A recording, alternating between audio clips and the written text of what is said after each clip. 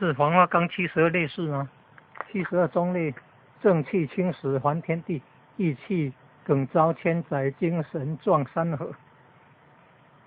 这是不是72烈士？黄花岗啊，72烈士就是推翻满清广州之役牺牲的辛亥年，1911年辛亥革命牺牲的72烈士，黄花岗72烈士啊，可能是他的后代子孙来到台湾这个地方是柳营到东山的途中，在积水溪的南边，这边有72烈士的这寿庙了哈，旁边那个是火龙果。